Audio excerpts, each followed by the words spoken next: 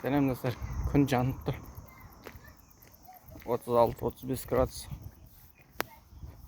Одан төмендемейді деп тұр ғой, күннің ыстығы.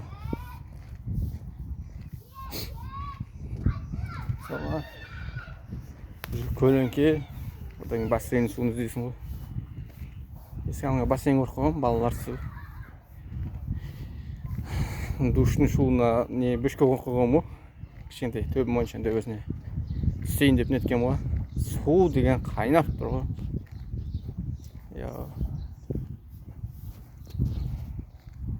Кешкі сағат 4 тұр ғой. Бәрі үйлеріне кіріп кеткен. Астық күн. Вроде кеше күн бұлттанып жаңбыр жауатын сияқты болған, салқын болды. Бүгін қайтадан ысып тұр күн. Давайте. Келесі